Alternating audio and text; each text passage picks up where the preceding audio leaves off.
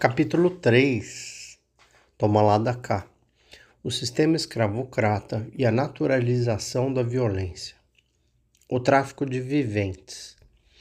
O jesuíta Antonil, dono de frases tão sintéticas como cruéis, definiu os escravos como as mãos e os pés do senhor de engenho, porque sem eles, no Brasil, não é possível fazer, conservar e aumentar fazenda, nem ter engenho corrente.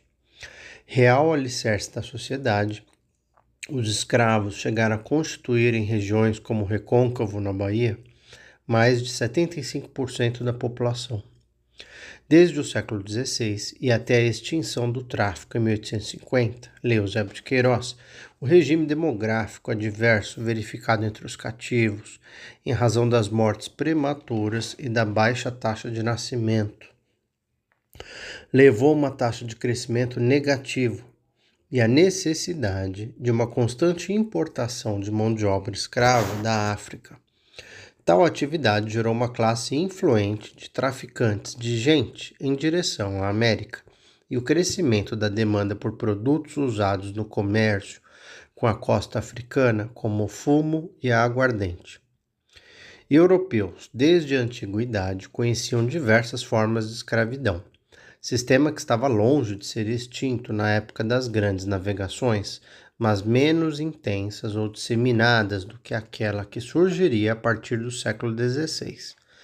Poucos foram os povos que deixaram de conviver com o sistema escravocrata, e os que o praticavam sempre deram aos cativos o tratamento de estrangeiros, julgando-os indivíduos sem história e sem família. Não há dúvida de que camponeses e servos muitas vezes se viram em condições que lembravam em muito uma escravidão temporária. Entretanto, foi a falta de raízes, de direitos e de laços com a comunidade o que distinguiu a escravidão dos demais sistemas de trabalho, ainda que igualmente compulsórios.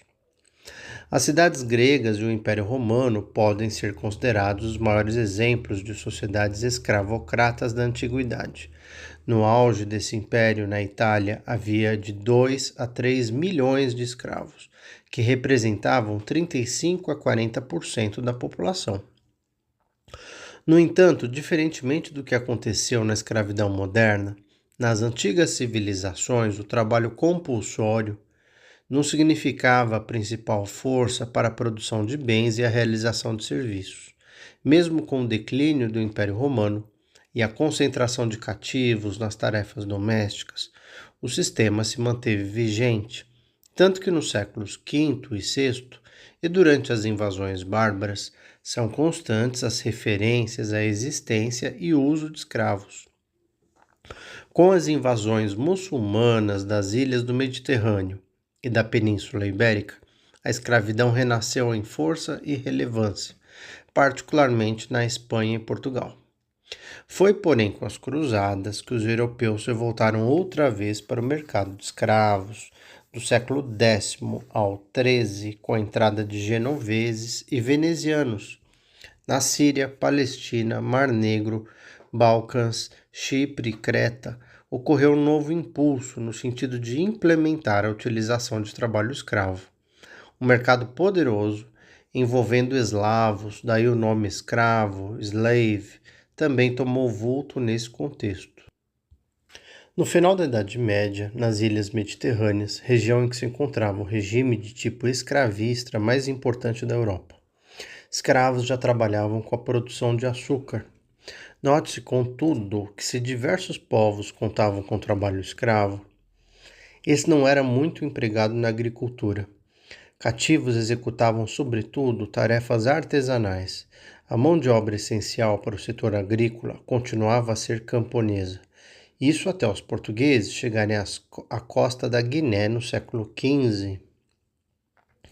A escravidão também estava presente na África, mas nesse continente se desenvolveu paralelamente a sistemas de linhagem e parentesco. Sem unidades políticas ou religiosas mais abrangentes, os africanos eram livres para vender, comprar e até exportar escravos. Caravanas realizavam grandes rotas pelo interior do deserto do Saara, e desde o século VII, mercadores islâmicos desempenhavam o papel de traficantes de homens. A rota principal foi o norte da África, seguida pelo comércio do Mar Vermelho e pelo do leste do continente, onde o sistema também existia, mas não era fundamental para a economia local. Ou seja, cativos dedicavam-se especialmente a trabalhos caseiros.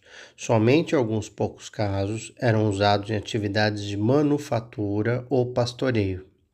Exerciam ainda funções domésticas e religiosas, e por vezes escravas atuavam como concubinas ou eram compulsoriamente incluídas em atos de sacrifício ritual.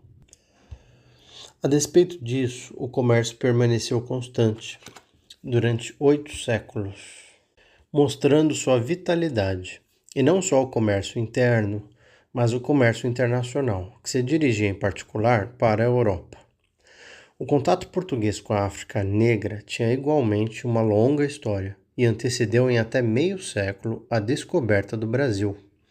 Em 1453, por exemplo, Zorara, em sua Crônica de Guiné, descrevia atividades lusas na foz do rio Senegal. Nessa época, o interesse de Portugal estava mais voltado para o ouro, e os escravos, o marfim e a pimenta, constituíam motivações secundárias. Mesmo quando os portugueses começaram a traficar escravos, estes se destinavam privilegiadamente à Europa, para o cumprimento de tarefas domésticas. Mas, com a introdução da cultura do açúcar, a história seria outra. Os cativos tornaram-se indispensáveis na produção agrícola. O interesse passou a se voltar da pimenta para o tráfico de viventes. Já em meados do 16, Lisboa, ao lado de Sevilha, era a cidade europeia que mais possuía escravos negros. Se na capital dos lusos havia cerca de 100 mil habitantes, 10 mil eram escravos negros ou mulatos. Em Cabo Verde, São Tomé e Madeira desenvolveram-se ao longo do 16 e do 17 verdadeiras sociedades luso-africanas, condicionadas pelo comércio transatlântico e pelo súbito aumento de contato intercontinental após 1492. 1492, Colombo chega nas Antilhas, né? Em 1582, quase um século depois, ao redor de 16 mil pessoas viviam nessas ilhas, sendo a maioria escravizados, 87% da população total. Os oceanos, que até então haviam separado povos e culturas, agora estimulavam o contato compulsório graças às novas rotas marítimas e contando com as correntes favoráveis. Por volta de 1520, portugueses mantinham um número razoável de feitorias na África, com os escravos vindo do Baixo Rio Zaire e do Benin e dirigindo-se sobretudo a São Tomé, e a partir de 1570 ao rico mercado brasileiro. Negociantes, em geral de origem sefardita, termo usado para designar os povos judeus com origem na Península Ibérica e parte da Itália, passaram a cuidar do, entre aspas, açúcar do Brasil. Por outro lado, a criação das grandes plantations americanas levou os portugueses a almejarem um mercado em grande escala que deveria dispor de abundante oferta de mão de obra. Ademais, naquele momento, a, entre aspas, África quase inexistia como realidade territorial, até mesmo para os seus habitantes. Antes do pan-africanismo do século XIX, a concepção ocidental era de que sempre havia povos mais ao sul do Saara, prontos para serem escravizados. O certo é que por, no mínimo, 6 séculos, africanos foram exportados para a Ásia, Europa e Oriente Médio. Estima-se em 6 milhões o número de africanos vendidos de forma coercitiva. A chegada dos portugueses à costa atlântica subsaariana, no começo do XV, alteraria radicalmente essas modalidades de comércio, tanto no que se referia à escala, como no que se referia ao recurso crescente à violência. A nova conquista alteraria também modalidades internas de guerra, e de redes de relacionamento no interior dos estados africanos. Se, como vimos inicialmente, Portugal estava pouco interessado em obter escravos, com a introdução da cana entre os principais produtos do império, a situação mudaria completamente, em especial a partir da colonização de São Tomé e das relações estáveis com os congoleses que viviam próximos do rio Zaire. Naquele local, os lusos mantinham forte presença e atuavam como clérigos, traficantes e soldados.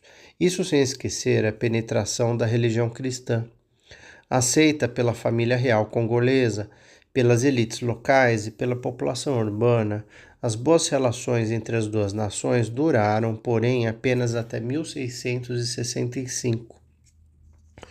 Além do mais, se no princípio da colonização foram reexportados trabalhadores negros aculturados e cristianizados da Península Ibérica, com o incremento das atividades açucareiras no Brasil, iniciou-se um movimento direto da África para o Novo Mundo. Também se alterou a quantidade, enquanto na primeira metade do século XVI, 1500 e 1550, o volume de africanos que aqui entravam não excedia algumas centenas por ano. A partir da primeira década, registraram-se em torno de 1.000 exportações por ano. 1.000 importações por ano, alcançando 3.000 por ano, já na década de 1580. Daí em diante, africanos não falantes de línguas românicas ou cristãs, que eram chamados boçais, passaram a ser exportados em massa para as Américas. Nesse aumento, contaria muito a conquista de uma nova feitoria em Luanda, que a partir de 1575 se transformaria em um ativo posto avançado para o comércio de escravos. Por 2 séculos, Portugal concentraria suas feitorias em Luanda, na região do rio Kwanza e Benguela, nunca reunindo mais de 500 homens brancos nesses lugares. A essas alturas, os portugueses consideravam-se familiarizados com as populações africanas e as classificavam entre amigas e inimigas, muçulmanas ou pagãs, mas não se preocupavam com a cor ou com o que hoje denominamos raça. Foi o uso específico, aliado ao encarecimento da mão de obra, ocasionado pela ascensão do Império Otomano no leste do Mediterrâneo, e pela consolidação de um império marroquino independente na África do Norte, com a decorrente restrição ao uso dessas populações, além da abertura do transporte marítimo para os mercados subsaarianos, que tornou os cativos negros comparativamente mais baratos. Por outro lado, com o incremento do comércio do ouro e do marfim no oeste da África e o crescimento da atuação econômica portuguesa na Ásia, as relações ficaram mais corriqueiras. Por fim, a eficácia crescente dos traficantes do Atlântico na suplementação de mão de obra, a segurança no suprimento de cativos vindos da África e o declínio dos preços levaram os africanos a se converterem para a Europa do século XVI em sinônimo de mão de obra escrava e a rumarem forçadamente em direção às colônias americanas. Foram transportados para as Américas de 8 a 11 milhões de africanos durante todo o período do tráfico negreiro. Desse total, 4,9 milhões tiveram como destino final o Brasil. Aliás, o sucesso do sistema de plantation brasileiro influenciaria todos os regimes de agricultura escravistas, ao passo que franceses, ingleses e espanhóis adotariam o sistema português com propriedades menores. A operação começava com um apresamento em guerra ou emboscada dos futuros escravos pelos traficantes, seguido de uma extensa viagem pelo interior africano.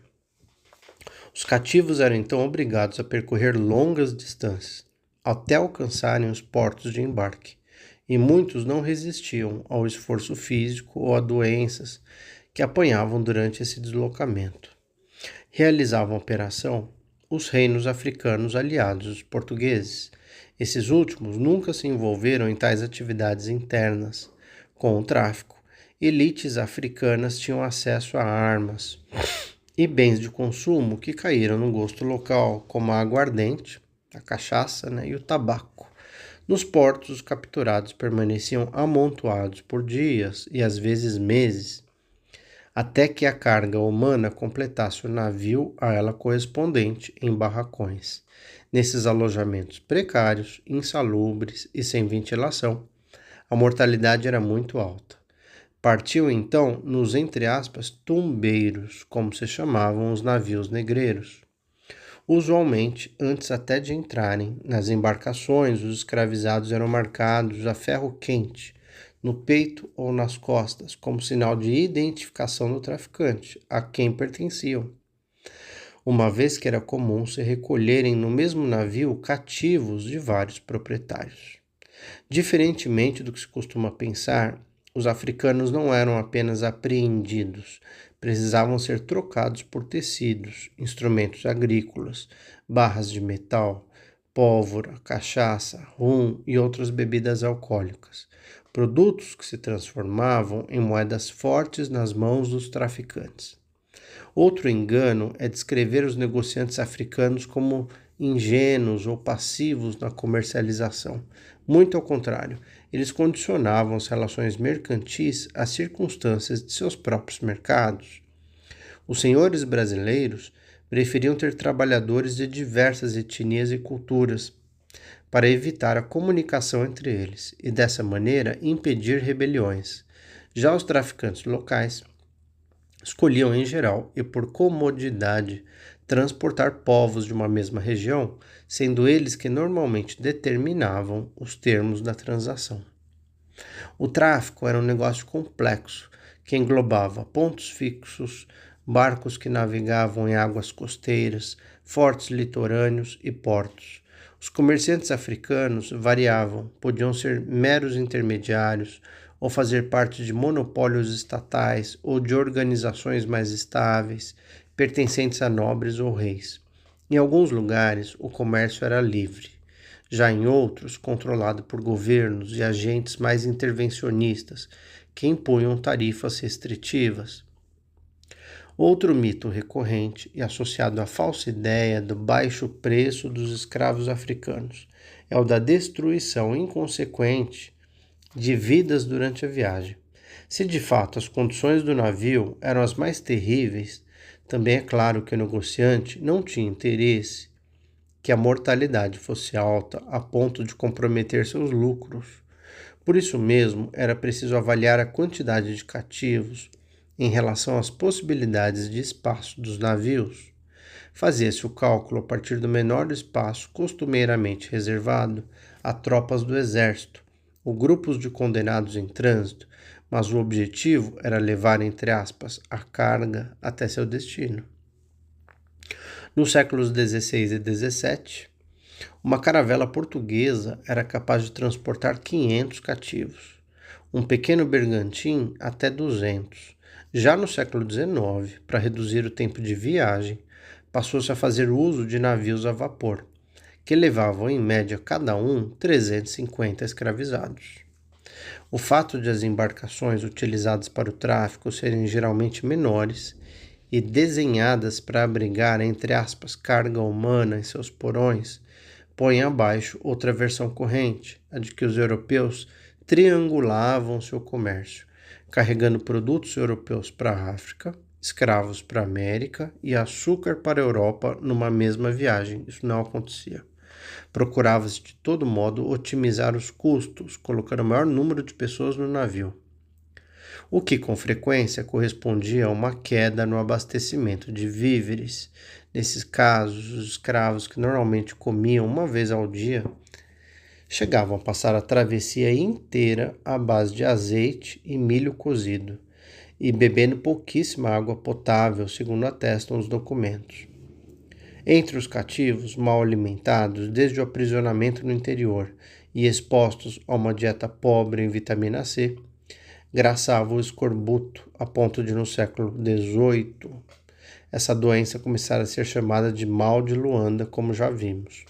A princípio deficientes, o abastecimento e o carregamento de víveres nos tumbeiros tenderam a se regularizar, ao menos para as necessidades mais básicas, A crescente rotinização levou à redução gradativa das taxas de mortalidade.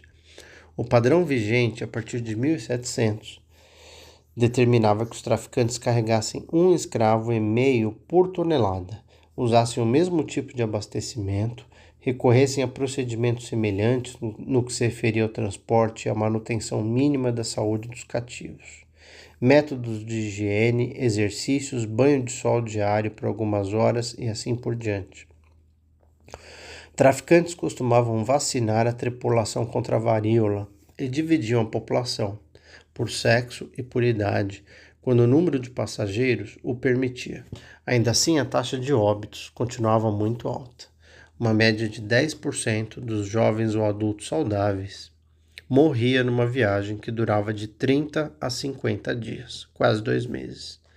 Para se ter uma ideia melhor, registre-se que na França da época essa quantidade de falecimentos era considerada um claro sinal de epidemia, 10%. Muitas eram as razões das mortes. Os maiores vilões eram desarranjos gastrointestinais, em geral relacionados à baixa qualidade dos alimentos e da água distribuída a bordo. Disenterias eram comuns, assim como o blood flux, nome dado aos surtos de infecções intestinais, causadores de óbitos em escala epidêmica, varíola, sarampo, febre amarela, tifo e outras doenças contagiosas também contribuíram para aumentar a mortalidade. Além do mais, os africanos embarcados eram postos em contato com diversos povos e acabavam morrendo de enfermidades que lhes eram até então desconhecidas e contra as quais, por óbvio, não tinham defesas imunológicas.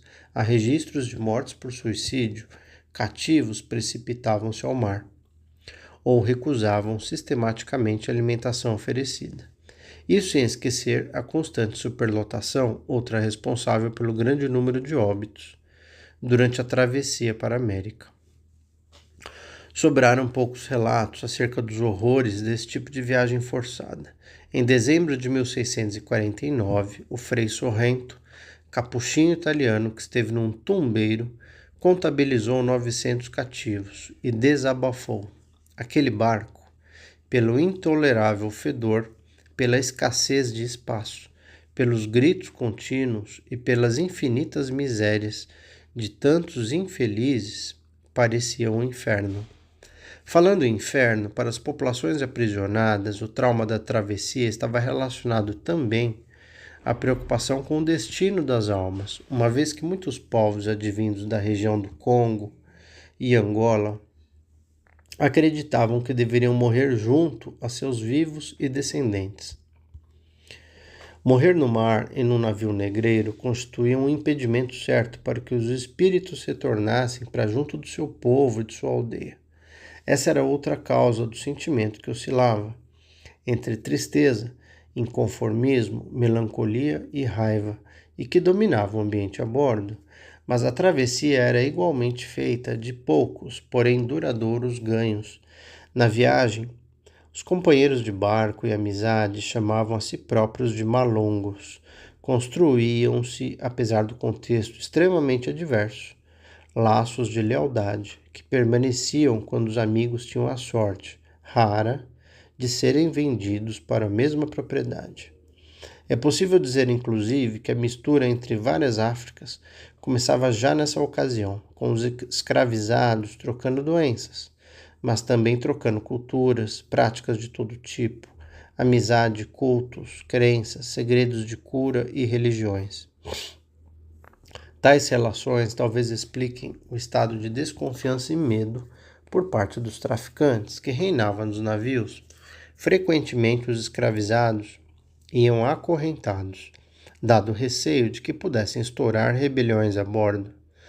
No século XVI, a viagem de Angola para Pernambuco demorava em média 35 dias, 40 dias até a Bahia, 50 dias para alcançar o Rio de Janeiro. Se os ventos não fossem favoráveis, esse prazo poderia se estender. E então a falta de víveres seria ainda mais severa, elevando as mortes para cerca de 20% dos transportados. Embora com tantos contratempos, o tráfico valia a pena como investimento. A demanda e o fluxo atlânticos eram marcados pelas necessidades dos agricultores da América e não respeitavam situação meteorológica ou mesmo geográfica, como o contorno do Cabo da Boa Esperança. Já a divisão por sexo, idade e nacionalidade dos cativos era determinada pelas condições africanas. Traficantes europeus pouco sabiam sobre as sociedades da África, a não ser pelos portugueses, que a essas alturas tinham feitorias no Congo, Angola e Moçambique, só tomavam contato com os aprisionados após o embarque. Muitas vezes estes não falavam a mesma língua ou dialeto, e quase nada se conhecia dos grupos aos quais eles pertenciam. Nem o que acontecia a poucos quilômetros da costa traficantes imaginavam, ou queriam imaginar. Casos como o das relações mais estáveis estabelecidas entre a capitania da Bahia e o Golfo do Benin, no século XVI, eram flagrante exceção. O mesmo pode ser dito do desequilíbrio sexual, resultado mais das condições africanas de fornecimento que da demanda americana. Homens correspondiam a 65% das importações vindas do litoral. No entanto, nem sempre chegavam como adultos, que era a faixa etária mais estimada para o trabalho no campo. Mulheres, claro, tinham menos força, mas executavam tarefas semelhantes às dos homens nas plantações de açúcar, algodão e café, e eram consideradas boas especialistas para certas atividades. Já no continente africano, com seus sistemas matrilineares e matrilocais de parentesco, que implicavam organizações econômicas, sociais e culturais distintas, havia grande demanda por mulheres, o que explica a diferença no suprimento. Em algumas sociedades, elas eram bastante valorizadas, por causa da aquisição de status, que o, entre aspas, acúmulo de esposas poderia garantir, ou mesmo por conta das regras de parentesco, que levavam à formação de poderosas redes de sociabilidade. Ainda em sociedades polígamas, escravas ajudavam a conferir poder aos senhores locais. Por fim, na África, as mulheres eram muito procuradas para o trabalho agrícola, especialmente na ocasião da semeadura. Tantos tipos de demanda explicam também por que as mulheres que desembarcaram no Brasil tinham muitas vezes idade mais avançada que os homens. Os navios traziam poucas crianças, uma vez que seu raro uso imediato rebaixava o preço nos mercados americanos. Na lógica dos traficantes, era melhor não reservar espaço para mercadorias, entre aspas, com menor potencial lucrativo. Por todas essas razões, entende-se o crescimento negativo de escravos na colônia, sobretudo na primeira geração. Também se entende a necessidade de intensificação do tráfico negreiro, que ia se convertendo em um negócio dos mais relevantes. Se até antes de 1700 embarcaram 2,2 milhões de escravos, foi apenas no século XVIII que o tráfico se tornou o principal bem de exportação africano, 1700 a 1800. Os escravizados que chegavam na América falavam línguas distintas e, com frequência, as vendas finais no continente rompiam elos culturais e familiares entre eles. Ou ao menos essa era a intenção dos clientes interessados em evitar possíveis insurreições e revoltas. As práticas religiosas trazidas na bagagem foram por aqui alteradas, misturadas ao catolicismo e aos cultos populares. Diante das proibições sistemáticas feitas pela Igreja Católica, os africanos demonstraram muita habilidade em seus esforços de ocultar suas crenças sob um manto católico. As manifestações de fundo religioso mais importantes na América foram o candomblé, o vodú e a santeria. O vodú foi mais comum em São Domingos, em especial aquele proveniente dos povos Fons do Daomé. Já o candomblé Nagô e Yorubá forneceu principalmente na Bahia a base ritual para outras variações praticadas por nações do Daomé, de Angola e do Congo. O candomblé é uma religião derivada do animismo africano, de origem totêmica e familiar, em que se cultuam os orixás, os quais no Brasil foram logo vinculados aos santos católicos, como uma maneira de disfarce e proteção. Na África, ao que tudo indica, cada nação celebrava apenas um orixá. Portanto, a junção dos cultos foi uma especificidade da leitura brasileira, feita por nativos entrados na colônia como escravos. Estes, não raro, nomeavam um zelador de santo, conhecido como Babalorixá, quando homem, e Yalorixá quando mulher, e era ele que acabava sendo o responsável também pela realização dos ritos. Por sinal, aqui chegaram sacerdotes africanos, juntamente com seus orixás, rituais e idiomas locais, e foi a partir desse caldeirão denso de cultura que se deu em terras americanas uma verdadeira refundação do candomblé, religião até hoje popular e influente no país. Seja através dos cultos, seja por meio dos cantos e músicas, dos batuques, dos alimentos, dos vestiários, um processo de aculturação, adaptação e tradução ocorreu nas terras do Novo Mundo e, acima de tudo, no Brasil, onde desde o início da imigração compulsória, povos recriaram cultos, mesmo nas condições adversas da escravidão. Mas, claro, essa foi uma consequência não intencional, inesperada e não planejada pelos portugueses, cujo objetivo era não mais que destinar o grosso da escravaria para as plantações de açúcar das prósperas capitanias de Pernambuco e Bahia. Entre 1580 e 1590 entraram cerca de 6.000 africanos na primeira e 4.000 na segunda, sublinhando a importância incomum dessas capitanias, Pernambuco e Bahia. Ao menos em tal contexto, apesar das avaliações pouco precisas, estima-se que a população total brasileira em 1584 era de 25.000 brancos, 18.000 índios domesticados e 14.000 escravos negros. Vivíamos, pois, quase numa espécie de Roma negra, um êxodo forçado cujo número e proporção superavam tudo que até então se conhecera. E assim, depois de uma longa e traumática travessia, os africanos enfim chegavam aos portos do Brasil. Rio de Janeiro, Salvador, Recife, Fortaleza, Belém do Pará, São Luís eram os principais importadores e distribuidores.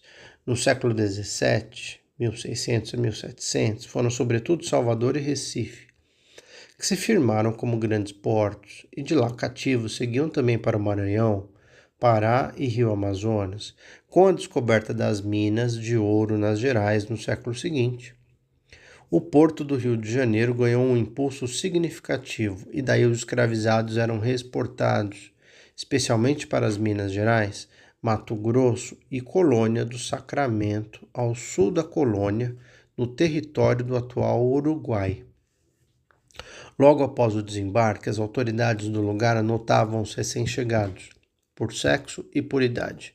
O número de, entre aspas, crias, as crianças escravas que seguiam junto com as mães, era igualmente verificado. Feito o primeiro registro, os traficantes pagavam os impostos estabelecidos no Brasil sobre os escravos acima de 3 anos e estes eram encaminhados para o local do leilão. Se houvesse clientes por lá, leiloavam-se os escravizados já na alfândega. Caso contrário, os conduziam a armazéns situados nas cercanias das áreas portuárias. Por conta da viagem, eles aportavam magros e debilitados, com muitas feridas na pele, desde brotoejas até sarna. Crianças eram sempre desenhadas nas gravuras de época, com a barriguinha inchada, consequência de vermes e da desnutrição. Vários africanos sofriam de escorbuto e de oftalmia, inflamação nos olhos, que se disseminava com frequência a bordo devido à falta de higiene e de sol. Com o objetivo de valorizar a mercadoria, maquiavam-se os escravizados antes de expô-los nos leilões e casas de comércio. Eles eram, então, limpos e banhados. Os homens tinham a barba e os cabelos raspados, e para esconder doenças, passava-se óleo na pele. Com o mesmo propósito, distribuíam-se alimentos um pouco mais fartamente. Para evitar um aspecto depressivo, o famoso banzo, também conhecido como doença da saudade, os negociantes davam aos cativos estimulantes como gengibre e tabaco. Anunciados nos jornais, os africanos agora prontos para venda eram dispostos a partir do sexo, idade e nacionalidade. Proprietários e traficantes discutiam abertamente as condições e preços. Os homens adultos alcançavam valores mais altos e havia regras durante 15 dias. Caso o escravo contraísse alguma doença ou apresentasse problemas de deformidade física ou, entre aspas, moral, ele poderia ser devolvido. Aqueles que não fossem vendidos imediatamente passavam a ser negociados, não só por grandes casas comerciais, como também por pequenos e médios traficantes locais, mascates e tropeiros que percorriam a colônia de um extremo ao outro. Dessa maneira, terminava a longa jornada desde as savanas africanas até os latifúndios da cana-de-açúcar, as casas nas poucas cidades ou os campos dedicados à pecuária. Assim, unindo-se as várias pontas de um mesmo mapa, é que se instituiu e fortaleceu o comércio escravagista, modalidade de mercado que levou ao banimento e exílio de milhões de pessoas, um verdadeiro holocausto de inícios da era moderna. O negócio lucrativo explorava o fato de esse sistema ser muito eficaz, ainda que constituísse o mais opressivo dos modelos migratórios, era o que dava realmente conta da produção crescente da cana-de-açúcar. E no século seguinte, século XVIII, do ouro e do diamante. As vantagens econômicas eram tais que garantiram a continuidade da empreitada, ao menos em direção ao Brasil, até 1850, lê Eusébio de Queiroz, quando o tráfico, mas não a escravidão, foi extinto no país. E mesmo depois, os escravos que entraram na colônia durante o século XVI proviam, sobretudo, da região da Senegâmbia, chamada de Guiné pelos portugueses, na costa ocidental da África, e pertenciam a povos diversos, como os balantas, os manjacos, os bijagós, os mandingas e os jalofos. O comércio que outrora se fazia com a Mauritânia, Senegâmbia e Costa do Marfim, e basicamente se integrava à rede de tráfico humano já existente, controlada por muçulmanos, passou a ter seu ponto de partida em diferentes feitorias dispostas em pontos estratégicos do litoral africano sob domínio de portugueses. Em cena estavam também os congoleses, que até então não se envolviam no comércio dos muçulmanos. A chegada dos lusos, com efeito, mudaria sensivelmente o tráfico, em razão não só da expansão geográfica do negócio, mas também da mistura de culturas africanas não cristãs. Os primeiros contatos com o rei do Congo se deram entre 1480 e 1490, com uma troca de embaixadores e a conversão dos legisladores locais ao catolicismo. O próprio rei Nzinga, a Nikuwo, se converteu, tendo sido batizado com o nome de Dom João. Nesse momento aconteceu também uma destruição ritual dos ídolos cultuados no reino do Congo.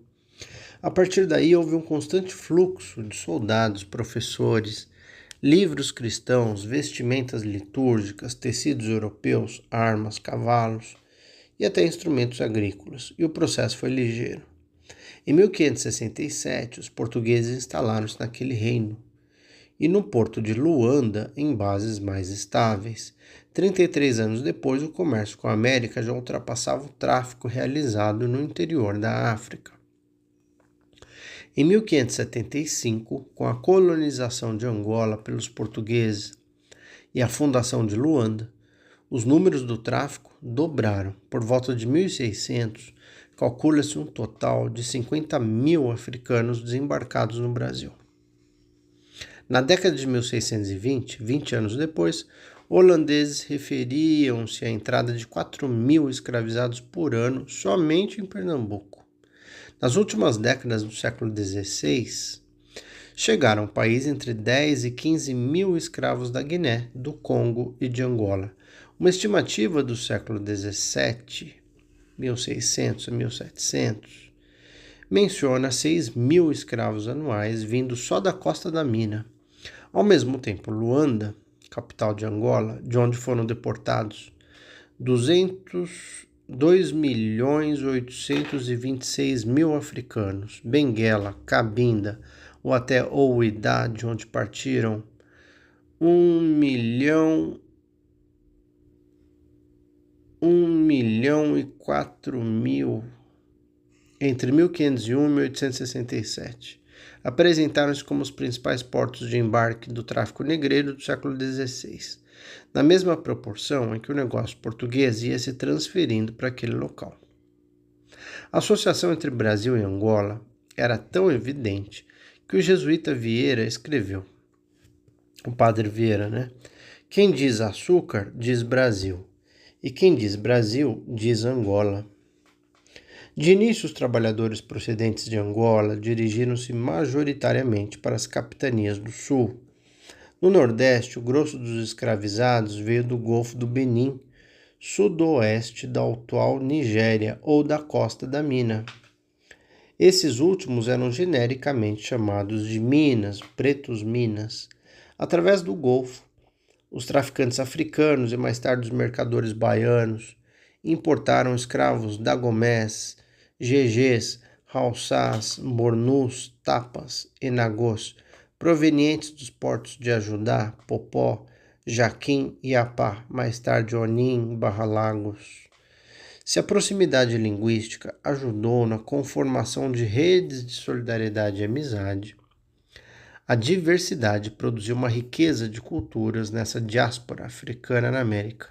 O Brasil foi virando uma nova África, ou nas palavras de Ambrósio Fernandes Brandão, mercador em Goa e Lisboa, antes de se estabelecer como senhor de engenho na Paraíba, o Brasil foi virando um novo Guiné. No Brasil, a mistura. Com as guerras travadas entre Espanha e Holanda no século XVII, os padrões do tráfico de escravos foram se alterando, mas acabaram por apenas fortalecer o papel dos mercadores, que garantiam fluxo constante para a colônia.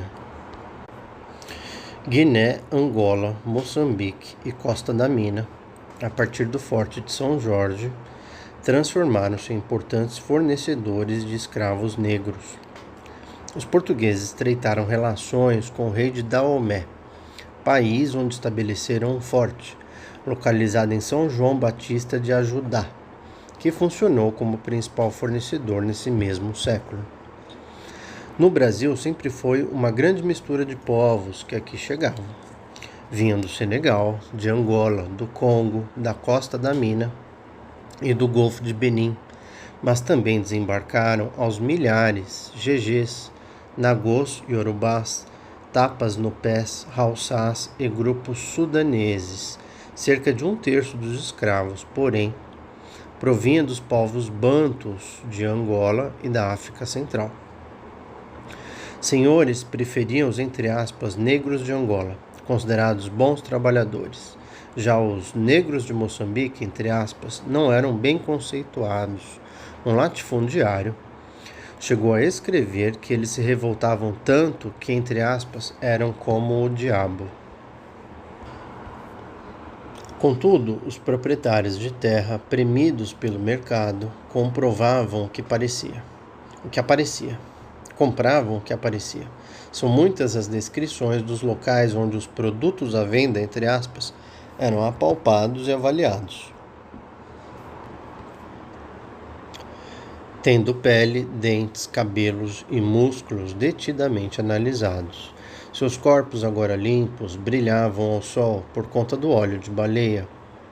Saúde, mas também sexo e idade, eram fatores que condicionavam os preços de compra. Entraram no Brasil mais homens do que mulheres por várias razões. Dava-se pouca importância à capacidade reprodutiva das mulheres. Valorizava-se a força masculina e era maior a oferta de, entre aspas, escravos machos. As crianças menores de 14 anos não passavam de 2 a 6% do total, e as mulheres de 20 a 30%. É difícil calcular a idade exata dos recém-chegados, uma vez que era costume arredondá-lo no registro. Em geral, até 10 anos, a idade era cuidadosamente anotada. O mesmo não ocorria com a dos escravos, entre aspas, velhos, termo usado para cativos de mais de 40 anos. Era grande a diferença entre os escravos destinados às casas grandes, os domésticos, dos quais conhecia todo tipo de detalhe pessoal, e os escravos do eito, os numerosos cativos alocados no trabalho do campo, sempre considerados pela quantidade e não pela qualidade. Traficantes empregavam diversas expressões para tentar caracterizar a idade dos africanos. Crias de peito, para bebês de até 1 ano. Menino e menina, para crianças de até 8 anos. Moleque e moleca, para cativos de até 14 anos. Rapaz e rapariga, para os adolescentes. O grosso da escravaria formava-se de recém-chegados. A partir de 1600, eles eram 70%. Desses, os mestiços ou de ascendência mestiça, muitas vezes agrupados como pardos, só perfaziam 8%. Havia clara preferência pelos recém-desembarcados, que eram pouco aculturados ou habituados ao local e assim fugiam menos. A baixa fecundidade e a alta mortalidade infantil desaconselhavam, entre aspas, criação de escravos como ocorria nos Estados Unidos. Vários motivos explicavam a baixa fecundidade. A subnutrição, que costuma retardar a menarca, o trabalho excessivo e a desproporção numérica entre os sexos. Havia também explicações culturais. Entre os iorubás vigorava a abstinência sexual no pós-parto e a convicção de que a saúde da criança estaria ameaçada diante de nova gravidez. É no mínimo paradoxal pensar que, em vez da propalada ideia da, entre aspas, promiscuidade sexual vigente entre escravos, imperasse uma quase ausência deliberada de relações sexuais. Promiscuidade, entre aspas, é sempre termo que se usa para definir hábitos sexuais alheios. E se há poucos registros de casamentos, tal lacuna era mais uma deficiência dos senhores, que ignoravam essas uniões consensuais até para poderem vender mais livremente e sem pejas os seus cativos. De toda maneira, registros comprovam que, na disposição das moradias, crianças viviam com um dos pais ou com ambos e moravam em unidades chefiadas por homens ou por mulheres. Mas a regra era mesmo tentar deslegitimar esse tipo de relacionamento. E um exemplo oportuno pode ser encontrado nos registros de cativos. Os escravizados eram em geral conhecidos pelo nome de batismo e identificados adicionalmente por sua cor e o seu local de nascimento. Como havia muitos escravos chamados João, a prática mais comum foi diferenciá-los a partir da origem. Então, João Angola, João Cabinda, João da Guiné. Também a propriedade podia ajudar a completar o nome. Então a ele se acrescentava escravo de Antônio dos Santos, por exemplo. Em caso de libertação e alforria, não era raro que o liberto levasse consigo o sobrenome do seu ex-proprietário. Félix Maciel foi escravo de Belchior Maciel. Por outro lado, ao adotar esse sobrenome, estendiam-se os laços de dependência, que não se esgotavam no momento em que se recebia a liberdade via alforria. Tido como uma modalidade da arraigada prática do compadrio, tal sistema criava vínculos de parentesco espiritual entre o afilhado e a afilhada, o padrinho e a madrinha. Ele significava, assim, que a lealdade e a subserviência deveriam ser mantidas, como se a escravidão fosse no Brasil uma espécie de destino eterno e sem volta. Escravidão é sinônimo de violência. Só se pode entender a montagem de uma instituição do porte do escravismo moderno atentando-se para a articulação entre a criação de colônias no ultramar e de seu funcionamento sob a forma de grandes unidades produtoras voltadas para o mercado externo.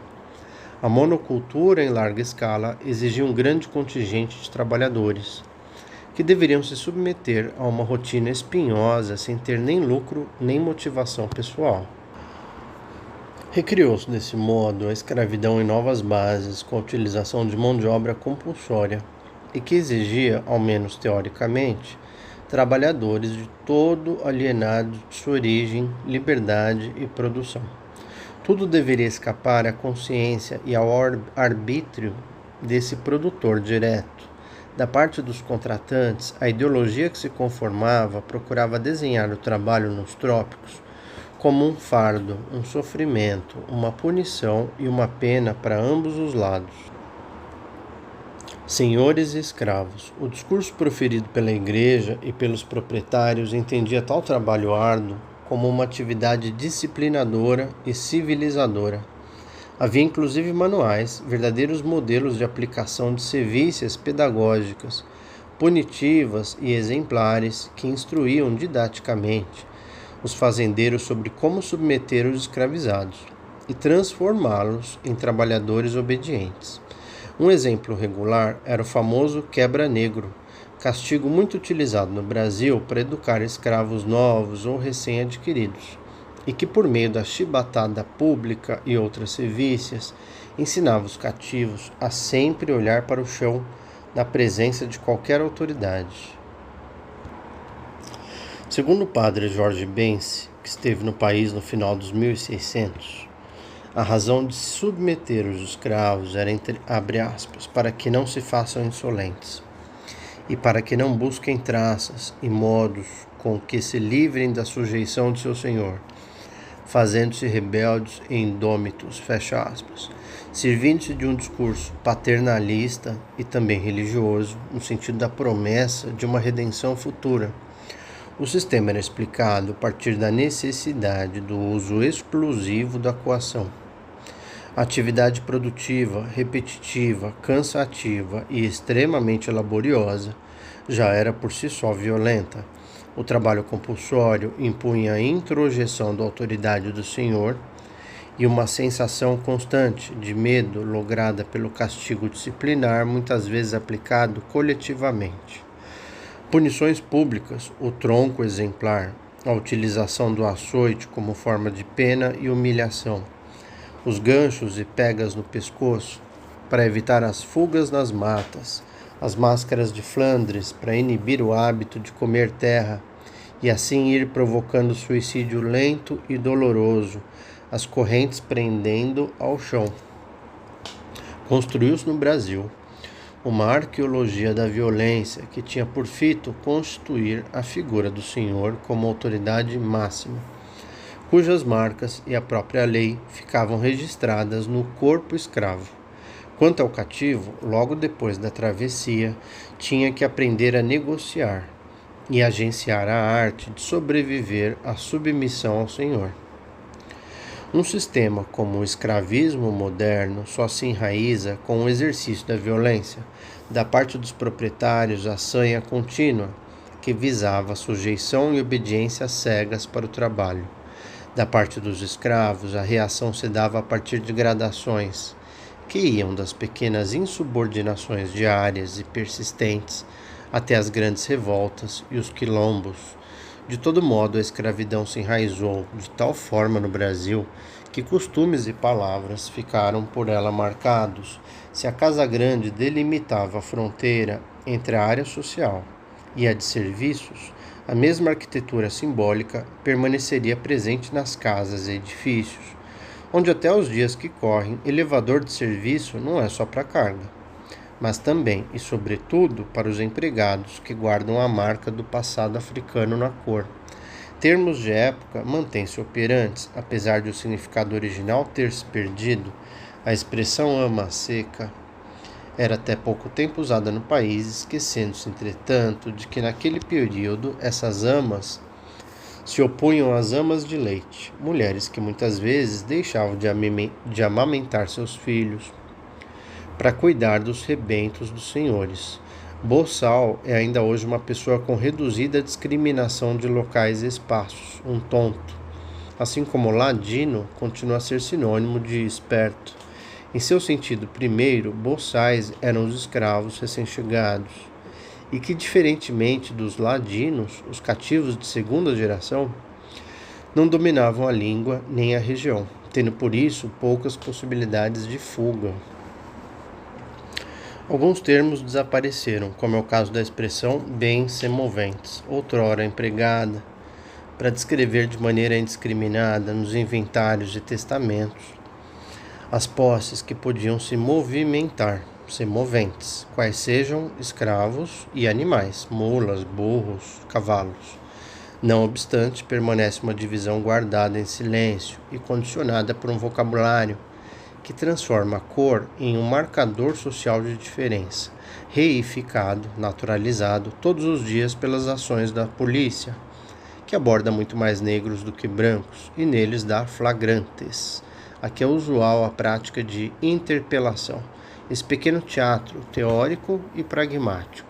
Diante da força policial, não raros indivíduos assumem um lugar que corriqueiramente optariam por rejeitar. Não basta ser inocente para ser considerado e se considerar culpado. Esse tipo de reação é chamado pelo antropólogo Didier Fassin de memória incorporada. Quando, antes mesmo de refletir, os corpos lembram. Se na época da escravidão, indivíduos negros trafegando soltos eram presos, entre aspas, por suspeita de serem escravos, hoje são detidos com base em outras alegações, que lhes devolvem sempre o mesmo passado e origem.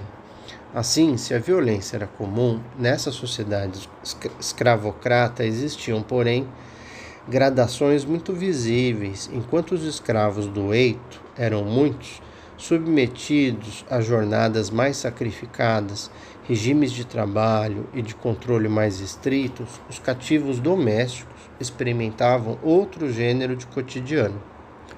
Nos grandes engenhos, os escravos rurais poderiam chegar a 100 ou mais, razão porque seu senhor praticamente não os conhecia.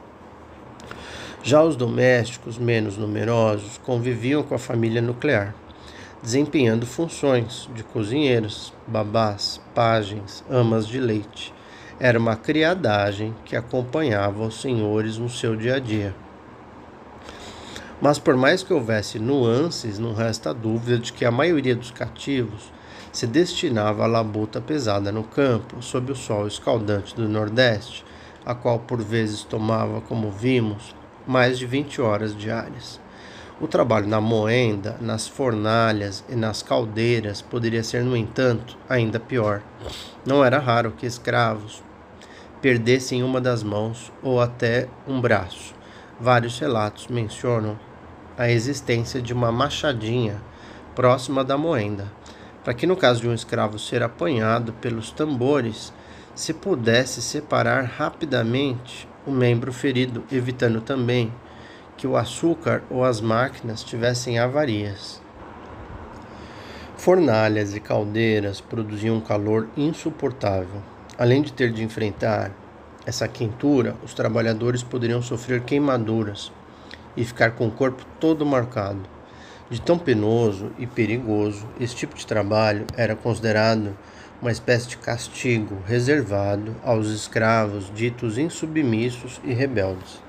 Há igualmente registros de cativos queimados na face e no peito, chamuscados com cera quente, torturados com ferro em brasa, que tiveram nariz e orelhas decepados. Padecer com a arbitrariedade e o abuso dos senhores era moeda corrente, e mulheres escravizadas não poucas vezes eram vítimas do sadismo. Seu corpo não era apropriado apenas como produtor de riqueza, mas também como instrumento de prazer, de gozo e de culpa no caso dos proprietários e de ódio por conta do ciúme das senhoras. Aqui aparece pintada e com tintas fortes a sexualidade exercida na intimidade da alcova escravista. O autoritarismo senhorial aí se encontrava com a aparente passividade da mulher escravizada, a qual era antes uma rendição apavorada.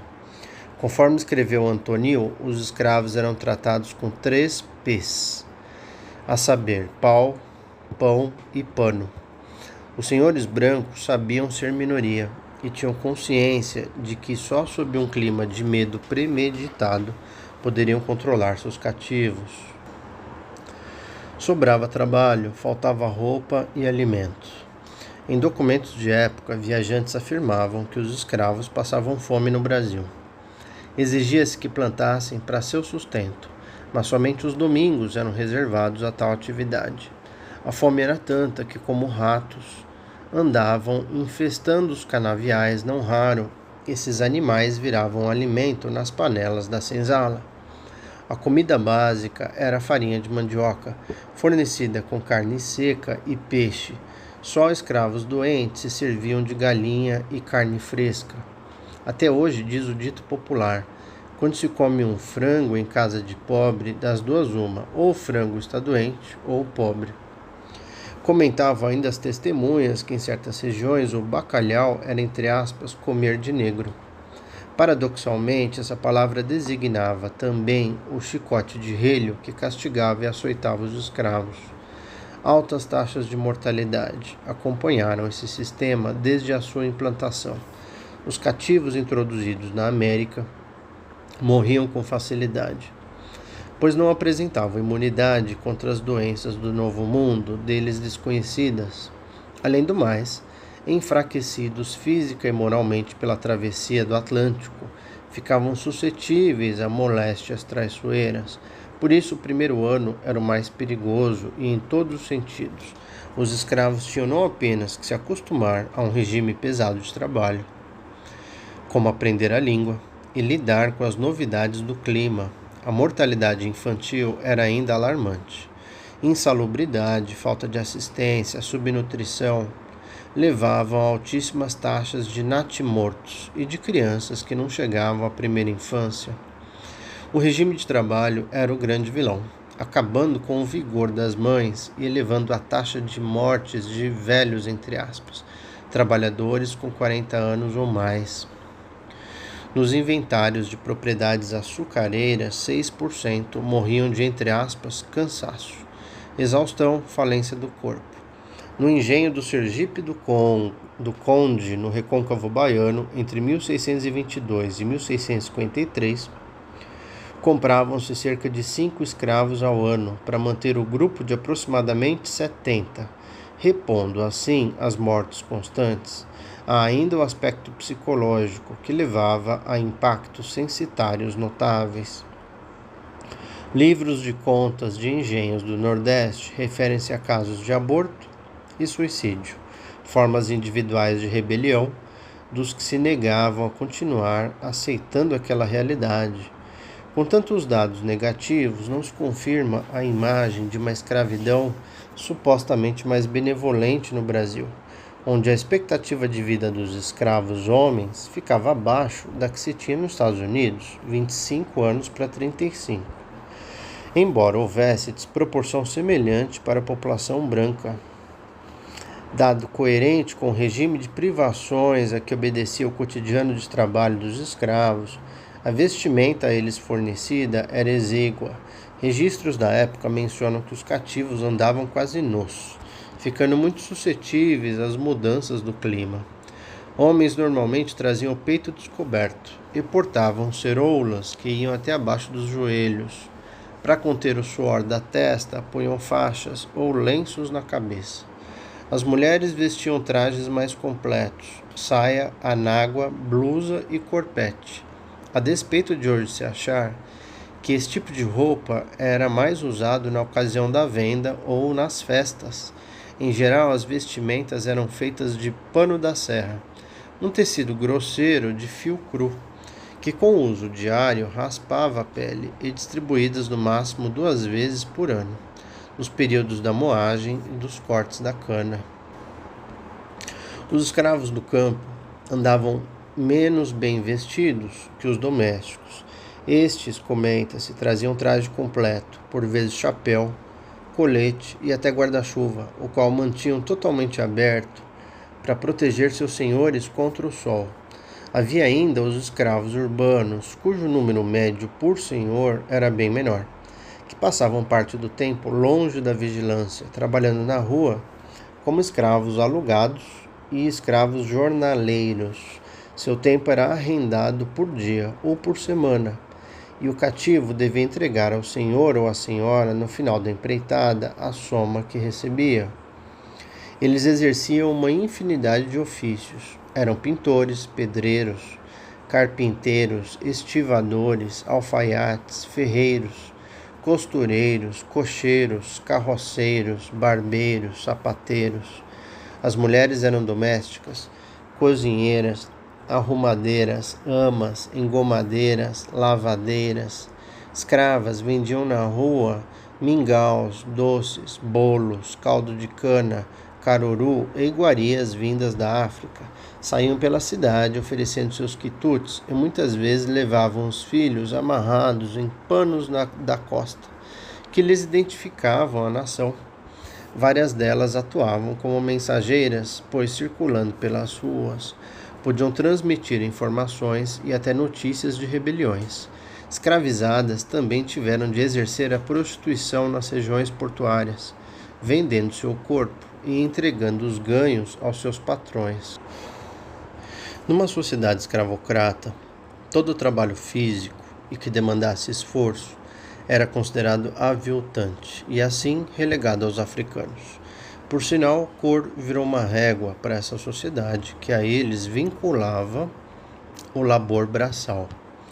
Os mulatos, por exemplo, muitos deles filhos ilegítimos do seu senhor, eram geralmente escolhidos para as funções domésticas.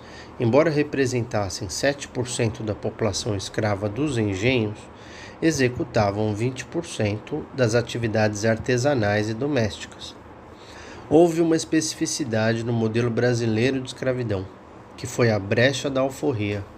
As manumissões relacionavam-se ao bom comportamento, mas também à compra da liberdade por parte do escravo. Na colônia, permitia-se que esse acumulasse um pecúlio, e não poucas vezes mulatos que exerciam funções especializadas podiam ter a esperança de um dia serem livres. A alforria existiu em toda a história da nossa escravidão, apesar de não estar incluída em nenhuma lei civil ou religiosa. Ela poderia ainda constar de testamentos ou ser utilizada como uma recompensa por lealdade ou afeição pessoal. Mulheres, crianças, cativos especializados eram mais alforriados que homens adultos, e na Bahia, mulatos receberam 45% das alforrias. Não obstante, o número absoluto de alforrias era bem pequeno, não ultrapassando 1% ao ano durante os séculos XVI e XVII. Já as possibilidades de reescravização eram das mais altas. Todas as manumissões poderiam ser revogadas e dependiam do comportamento tido como adequado para os ex-escravos. Consideravam-se suficientes para pôr fim à alforria casos de deslealdade por parte dos libertos, assim como se apreendiam sem dificuldades negros em viagem e anulavam-se seus passaportes e registros. Graçava uma escandalosa ilegitimidade na escravidão. Amparado firmemente no costume, esse sistema foi marcado pela bastardia jurídica aqui e em outros lugares. O notável desprezo das sociedades escravistas pela obediência às leis que controlavam a violência se espraiava por toda a sociedade, facilitando a reescravização. No Brasil, a exigência de passaportes, passes e bilhetes senhoriais durante o deslocamento dos cativos demonstrava a preocupação das autoridades em manter o controle destes e, ademais, sobre qualquer indivíduo que apresentasse possíveis traços de pertencimento à escravidão. Situação comuníssima era a detenção de negros e negras para a conferência de documentos de deslocamento e comprovação de identidade. Nessas ocasiões, muitos homens livres que, embora estivessem fora de seu meio social, portavam registros para testar sua liberdade, foram facilmente aprisionados e outra vez vendidos como escravos. O calor das chamas, aliado ao calor do Nordeste, a falta de alimentação, os maus tratos, a faina do dia inteiro faziam do trabalho no engenho uma espécie de inferno na terra. Foi o mesmo Antonil quem bem definiu a colônia como o inferno dos negros, o purgatório dos brancos. Tudo convergia para a palavra inferno, a propósito, metáfora frequente nesse local. No entanto, a despeito das altas doses de sadismo, é evidente que a violência do sistema tinha um sentido econômico claro, o de conformar à disposição do escravo e obrigá-lo a trabalhar o máximo possível. Era difícil escapar da escravidão. Aliás, no caso brasileiro, ela tomou o território todo e foi responsável pela maior importação forçada de trabalhadores africanos até hoje conhecida no mundo. E de tão disseminada, a instituição deixou de ser um privilégio dos grandes senhores de engenho. Padres, militares, funcionários públicos, artesãos, taberneiros, comerciantes, pequenos lavradores, mesmo pobres e remediados e até libertos possuíam escravos. Por essas e por outras é que a escravidão foi mais que um sistema econômico. Ela moldou as condutas, ela definiu desigualdades sociais e fez de raça e cor marcadores de diferença fundamentais, ordenou etiquetas de mando e obediência e criou uma sociedade condicionada pelo paternalismo e por uma hierarquia estreita. E ainda um outro elemento a destacar. Por aqui, e contrariando a ladainha que descreve um sistema supostamente menos severo, os escravos reagiram mais, mataram mais os seus senhores e feitores, se aquilombaram mais e, por fim, também se revoltaram mais. A provável explicação dessas reações repousa em muitas especificidades, na fragilidade das instituições policiais e jurídicas, na menor coesão da classe senhorial, dividida entre pequenos, médios e grandes proprietários espalhados por todo o país, mas, sobretudo, na certeza de que violência chama invariavelmente mais violência. Além disso, diferentemente do que hoje se imagina, os escravizados não se comportavam como coisas, entre aspas, tendo sempre agenciado o seu lugar e a sua condição, lutado para conseguir suas horas de lazer, manter sua família, recriar seus costumes em terras estranhas, cultuar seus deuses e práticas, preservar seus filhos e cuidar deles. É conhecido o costume de africanos que pretensamente seguiam a missa e os santos católicos e que pareciam ter se convertido à verdadeira fé, mas de certo tinham uma lista paralela de cultos que incluía seus próprios orixás. Por meio da devoção, entramos no mundo do diálogo. Muitos africanos, ao chegarem ao Brasil, convertidos pela força do sistema, abraçaram a religião católica e seus santos, mas mudaram nomes, feições e conteúdos. Por outro lado, acrescentaram um novo panteão, na medida em que, sem abrir mão de seus reis e divindades, os cultuaram à discrição. E em meio às festas em que reverenciavam as majestades portuguesas ou santos da cristandade, o mesmo se deu com práticas como a capoeira. O nome vem do mato, nascido após a derrubada da Mata Virgem e cortado pelo escravo. Contudo, ganhou outro sentido. Originalmente uma luta, na colônia foi descrita como uma dança para distração. Boa paródia, dança que é luta. Santos que são orixás, a escravidão criou um universo de disfarces e de negociações. Por sinal, desde o princípio, os africanos fugiram e, quando puderam, se rebelaram. Quilombos existiram enquanto perdurou o escravismo, tendo sido a submissão somente um dos efeitos de muita coação. Não há escravidão boa ou má, portanto não há escravidão melhor ou pior. Sempre e em qualquer lugar, ela gera sadismo, a rotinização da violência e a perversão social. O que resta nos Estados Unidos ou aqui é a má consciência, a culpa da perpetuação de um sistema como esse por tanto tempo e de forma assim naturalizada.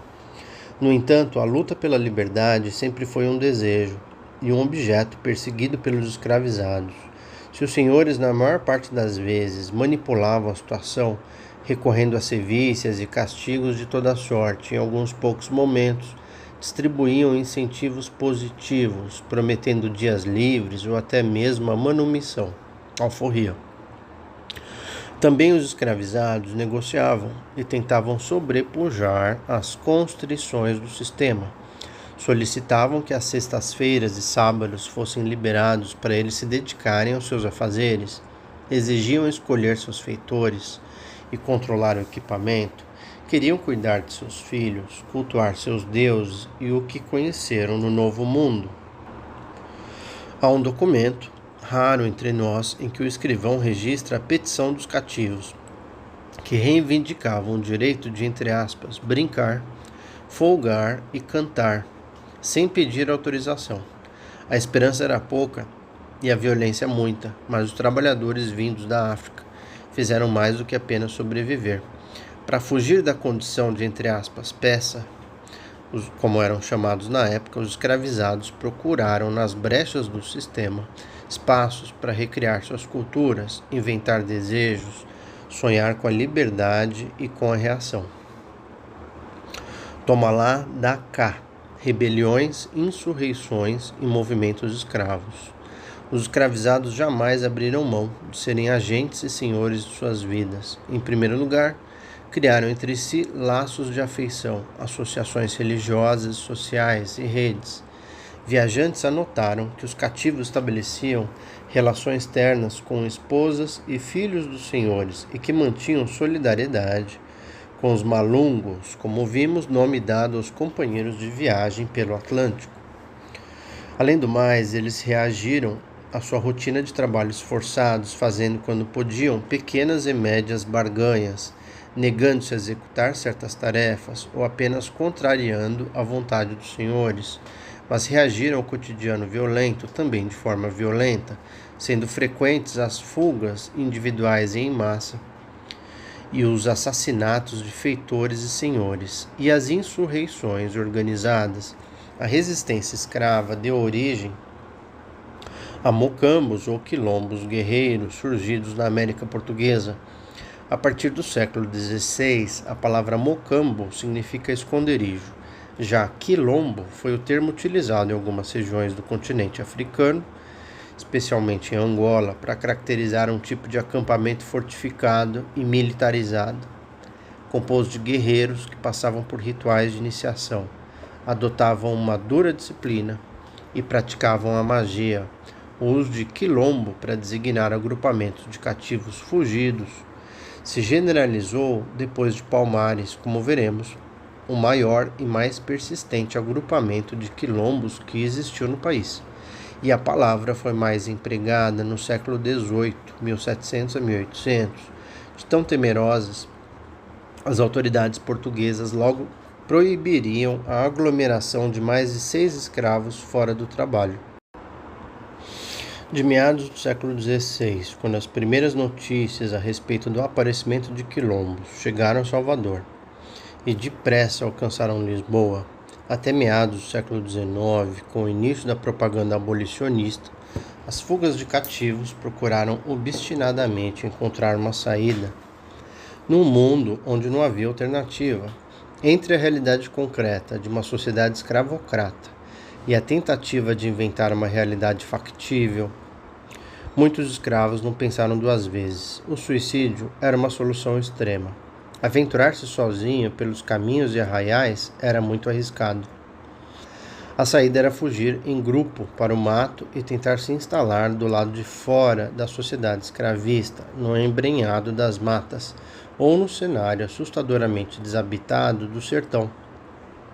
Os quilombos surgiram para sustentar essa possibilidade, em geral em lugares de difícil acesso, protegidos da força policial das cidades, do trânsito de pessoas nas estradas e da intensa vigilância das fazendas.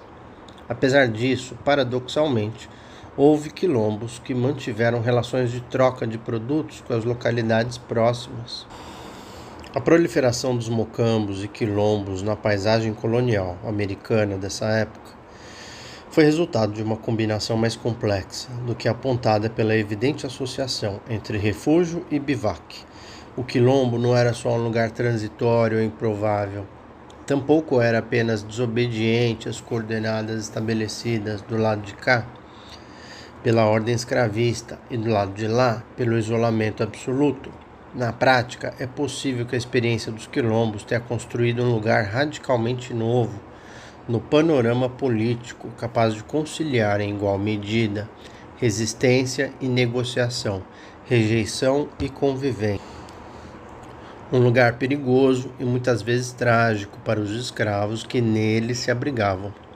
O quilombo significou uma alternativa concreta à ordem escravista e por isso tornou-se um problema real e bastante amedrontador para a sociedade colonial e para as autoridades que precisavam combatê-lo de maneira sistemática. Mas, ao mesmo tempo, o quilombo era parte da sociedade que o reprimia em função dos diversos vínculos que tinha com os diferentes setores desta. Tais vínculos, de natureza muito variada, incluíam a criação de toda sorte de relações comerciais com as populações vizinhas, a formação de redes mais ou menos complexas para a obtenção de informações e, como não poderia deixar de ser, o cultivo de um sem número de laços afetivos e amorosos que se entrecruzavam nas periferias urbanas e nas fazendas. A população de um quilombo subsistia graças aos recursos que tirava da mata, às roças que plantava, milho, mandioca, feijão, fumo, batata doce, a seus criatórios de galinhas. E, é claro, graças à maneira como convivia com a sociedade que se desenvolvia em seu entorno. Todos os quilombos iniciaram alguma forma de convivência amistosa com os vizinhos. Muitos, porém, combinaram a possibilidade de coexistência pacífica com o estabelecimento de relações conflituosas com os distintos grupos sociais que circulavam nas proximidades e garantiram seus mecanismos de sobrevivência atacando as periferias dos núcleos urbanos, saqueando fazendas a fim de conseguir animais para corte e alimentos, assaltando viajantes nas estradas. Em meados do século XVIII, o Buraco do Tatu, quilombo localizado nas cercanias de Itapuã, perigosamente perto de Salvador, sustentava sua economia no roubo e mantinha uma fortíssima relação de cumplicidade com a comunidade de escravos e de libertos dessa cidade, os quais lhe forneciam víveres e munição. No aspecto, os quilombos se assemelhavam. Suas melhores possibilidades de sobrevivência eram favorecidas pela rede de conexões sociais que os escravos fugidos estabeleciam com a vizinhança. Em razão de sua grande quantidade e dispersão por várias capitanias produtivas da colônia, eles formaram um mundo subterrâneo, ou entre aspas, campo negro, do qual souberam tirar proveito fundamental para estender seu raio de influência e aumentar suas condições de autonomia. Uma impressionante variedade de personagens e de tipos sociais transitava com modalidades diversas de interesse ou de cumplicidade nas imediações dos quilombos, e ela não era necessariamente composta de negros ou cativos. Entre os nós dessa rede havia contrabandistas encarregados de negociar produtos, escravos que permaneciam nas fazendas atuando silenciosamente como canais de informação e de ligação entre diferentes quilombos, comerciantes e mascates que abasteciam tais refúgios de pólvora, aguardente, sal e roupas, além de vender os botins dos quilombolas salteadores. Nem os quilombos que escolheram sobreviver de assaltos e saques podiam prescindir da cumplicidade gestada no interior dessa rede de relações e interesses. As autoridades, por seu lado, tentavam neutralizar essas redes sociais de apoio para destruir um quilombo notoriamente dedicado ao roubo e à violência, como era o caso do Buraco do Tatu. Não bastou o envio da Força Policial de Salvador. Foi preciso mobilizar tropas de índios. Já na região do Baixo Amazonas, no extremo norte da América Portuguesa, os refúgios de escravos dos rios Curuá e Trombetas, Maravilha, Inferno, Cipoteua e Caxangue se instalaram no meio das águas bravas, acima das primeiras corredeiras e cachoeiras desses afluentes da margem esquerda do Grande Rio, Mata Fechada, próxima à fronteira com Suriname. Para sobreviver ali, coragem, astúcia e boa disposição física não eram suficientes. Era crucial conhecer a floresta. Os quilombolas se adaptaram a ela a partir da convivência amigável, ou em alguns casos hostil, com os índios e com os animais e da própria percepção do que lá acontece. Alteraram seu padrão alimentar, substituindo a farinha pela massa do coco do babaçu ou do uricuri. Adotaram a carne de tartaruga quando o pescado escasseava e esculpiram imagens de santos com o miolo extraído do tronco das palmeiras. Também descobriram o valor econômico da castanha e o uso medicinal de determinadas plantas, como o óleo da caraíba e a salsa parrilla. Com o passar do tempo, tornaram-se bichos do mato, filhos da floresta. Palmares, a rebeldia dos quilombos. Cada quilombo tem sua história. Mas Palmares, a maior comunidade de escravos fugidos e possivelmente a que sobreviveu por mais tempo na América Portuguesa. Ainda hoje parece resumir, para a imaginação brasileira, a notável tradição de resistência e rebeldia do quilombo guerreiro. Conta essa tradição que o núcleo original de Palmares era composto de cerca de 40 cativos, todos provenientes de um mesmo engenho de açúcar em Pernambuco, e que subiram a Serra da Barriga, na Zona da Mata, já no estado atual de Alagoas, provavelmente em torno de 1597. O lugar, rodeado de serras e inteiramente despovoado, proporcionou aos fugitivos um abrigo natural capaz de funcionar como uma muralha contra ataques. A palmeira, onipresente na região, forneceu-lhe sustento e conforto, incluindo alimentação feita do coração da árvore, o palmito, e o trançado de cordas para fabrico de armadilhas, peças de vestuário e coberturas de casebres. Poderoso imã, a palmeira atraiu os cativos e batizou o seu esconderijo. Palmares passou a designar não um único refúgio de escravos, mas uma extensa confederação de comunidades dos mais diversos tamanhos, vinculadas por acordo umas às outras, que conduziam os próprios negócios, dispunham de autonomia e escolhiam seus líderes. O quilombo de Acotirene, cujo nome homenageava a matriarca e conselheira dos líderes quilombolas, o quilombo de Dambrabanga, um de seus principais comandantes militares, o quilombo de Zumbi, título concedido ao líder religioso e militar da comunidade, o quilombo de Aqualtune e o de Andalactuche, respectivamente os nomes da mãe e do irmão de Zumbi, o quilombo de Subupira, base militar dos quilombolas, a cerca real do Macaco, o maior e mais importante quilombo de Palmares, onde se localizava seu núcleo político e atuava sua autoridade central, Gangazumba, o, entre aspas, chefe grande, que presidia o conselho constituído pelas lideranças dos quilombos e regulamentava os assuntos da guerra e da paz.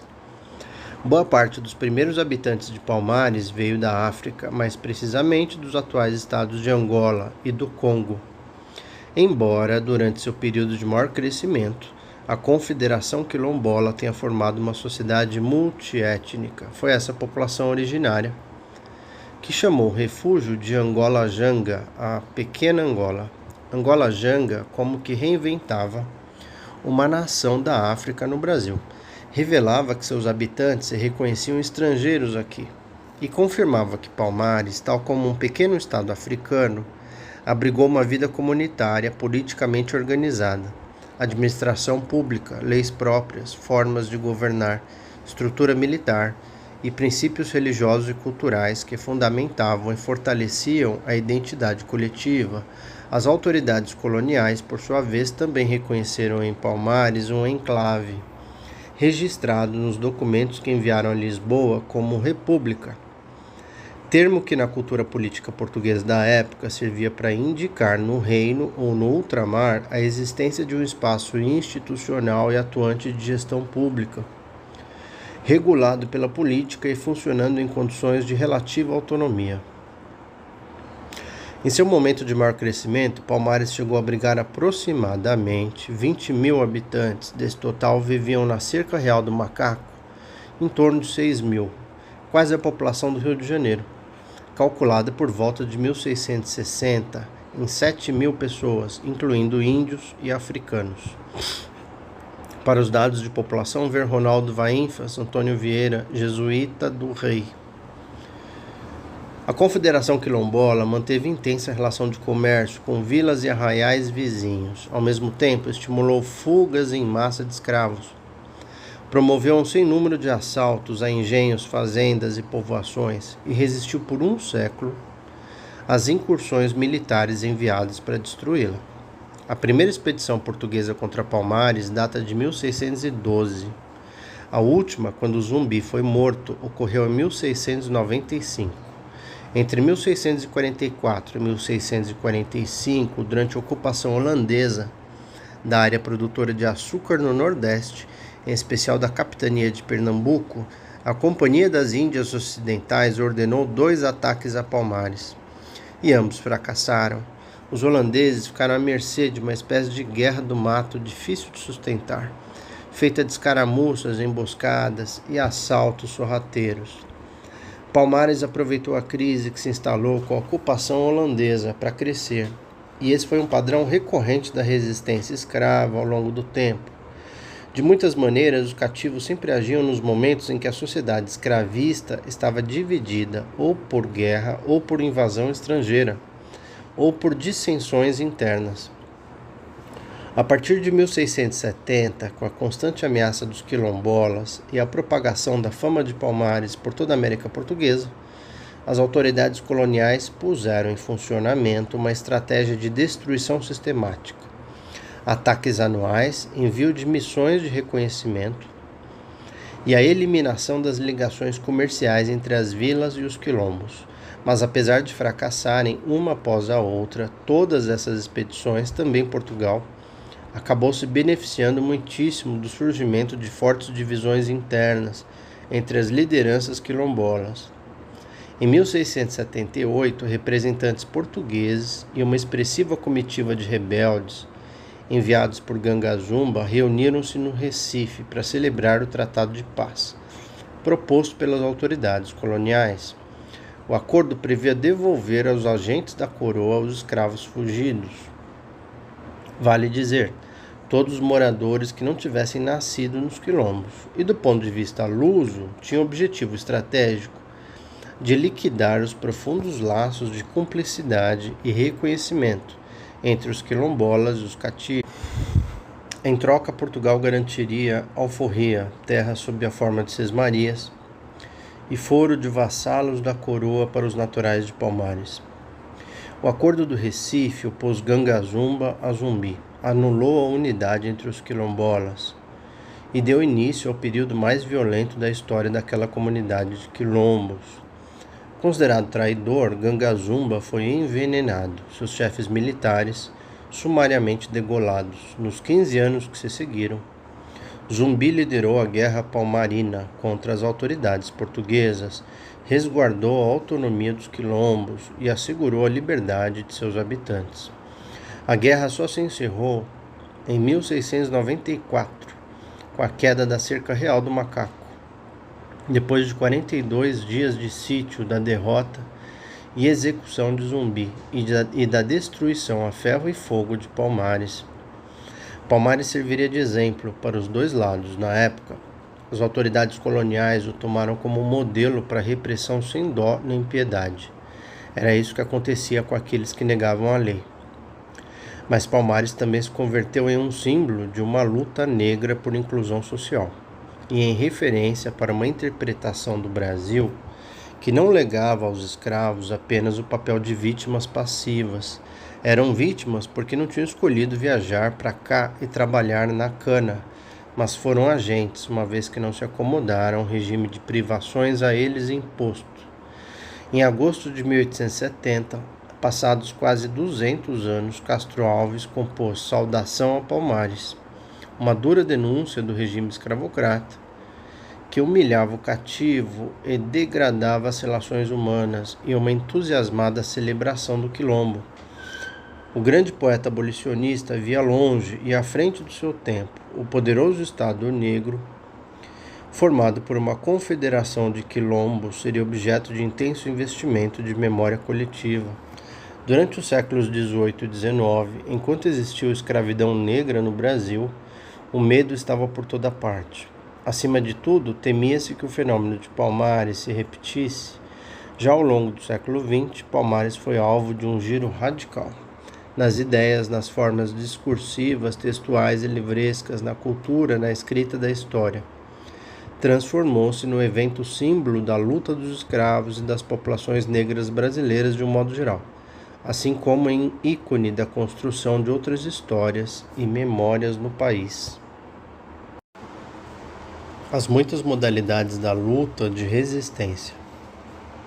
Nem toda fuga de escravos gerava a formação de quilombos.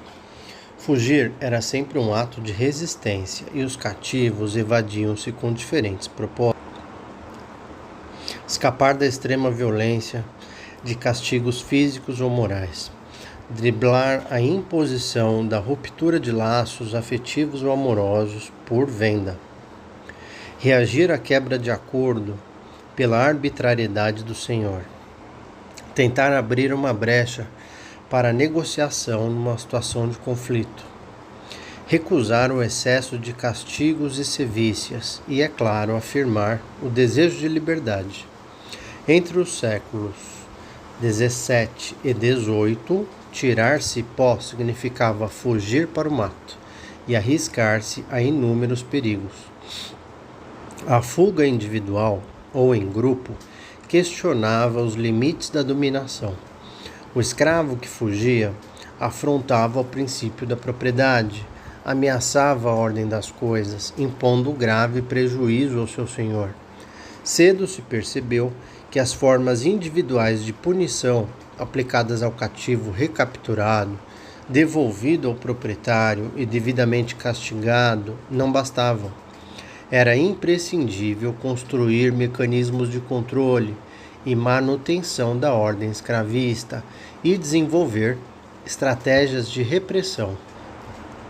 A montagem do aparato de controle da ordem escravista foi lenta, sistemática, sustentada numa legislação com escopo repressivo muito amplo e que acreditava fortemente na eficácia da punição pública, na exposição espetaculosa do delito e da aplicação da penalidade atribuída ao infrator.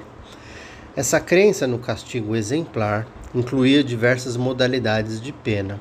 A mutilação do corpo do escravo infrator, para que toda a sociedade, em qualquer ocasião, ao ver a marca, ficasse ciente do crime por ele cometido. O suplício no pelourinho, coluna de pedra encimada com as armas e o brasão real, símbolo da fidelidade ao rei, erguida sempre na praça principal da vila, em cujos lados pendiam argolas onde costumavam ser acorrentados e açoitados os escravos. A exposição em lugar público, à vista de todos, das cabeças dos cativos degolados durante as inúmeras expedições enviadas para perseguir fugitivos e destruir quilombos. Tudo isso, e ainda não era o suficiente, permanecia a convicção, por parte das autoridades coloniais, de que precisavam avançar em busca de agentes ativos no controle e na vigilância dos cativos, mesmo que os proprietários tivessem que pagar o preço por eles. A solução encontrada era, de certo modo, previsível: desenvolver uma força especializada na perseguição do escravo fugido, uma espécie de tropa profissional fortemente militarizada, com autorização para capturar negros fugidos nas estradas, na mata fechada e nos quilombos, e com ordem para matar, incendiar e destruir qualquer foco de resistência. No coração desse aparato repressivo e preventivo de fugas, os portugueses entronizaram a figura do capitão do mato. Até o início do século XVII, 1600, a caça ao escravo fugitivo era uma atividade esporádica e temporária. Boa parcela do aparato repressivo ficava nas mãos do feitor, o capataz do engenho, que administrava e punia em doses iguais a escravaria necessária. A partir de meados desse século XVII, 1650, porém, o cargo de capitão do mato, com regras definidas e permissão para esquadrinhar preventivamente uma região com o propósito de evitar fugas, passou a ser reconhecido pela sociedade e fez de seu ocupante um personagem indissociável da escravidão. Entre os séculos 17 e 19, ou seja, entre 1600 e quase 1900, circularam pelo território brasileiro milhares de capitães do mato, muitos dos quais eram ex-escravos, que se gabavam de conhecer melhor do que ninguém o comportamento de um fugitivo, mas como os quilombos e as fugas também estavam associados na sensibilidade dessa sociedade escravista às piores imagens de aflição, a agonia da morte, o esconderijo onde vivem os demônios, o pecado da idolatria, por via das dúvidas, tratou-se de colocar em cena um personagem mais forte e concederam a patente de capitão do mato a Santo Antônio de Pádua. O mais venerado dos santos na metrópole e na colônia, e celebrado como guerreiro defensor da América Portuguesa contra invasões estrangeiras, Santo Antônio, sem ser consultado, durante 3 séculos emprestou sua divina colaboração em favor da recuperação de escravos fugidos e da destruição de quilombos.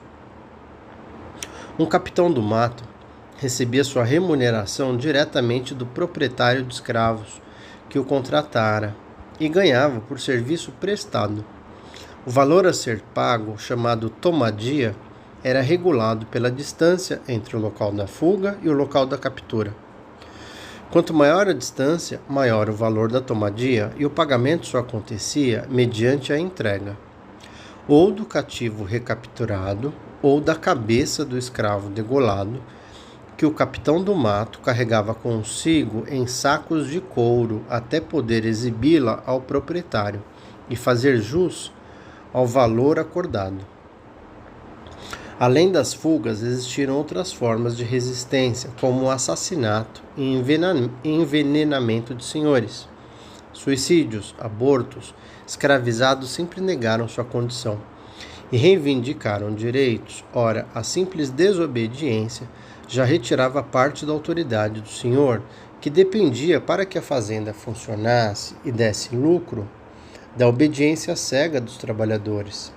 Por outro lado, os escravos sabiam dos riscos que corriam. O inimigo era superior em forças, não havia garantias e, caso fossem descobertos, não teriam nenhuma proteção legal. Por isso, a luta não podia ser aberta. Roubos, assassinatos, suicídios, abortos, insultos, afora pequenos e desconcertantes atos de desobediência ou de manipulação pessoal, constavam da lista de reações possíveis.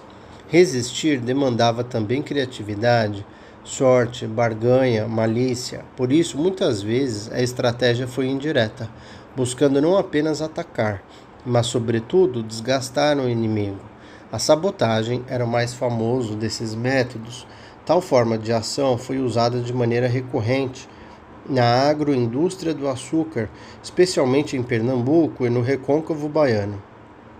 A sabotagem representava um perigo constante, e seu êxito dependia de muito pouco. Uma chispa de fogo no canavial, o limão cortado em pedaços e esquecido nos tachos de cobre, onde se cozia o caldo da cana para a produção do melado, um dente quebrado nos cilindros dentados da moenda, as gigantescas rodas para a extração do caldo da cana, movidas à água ou por uma junta de bois.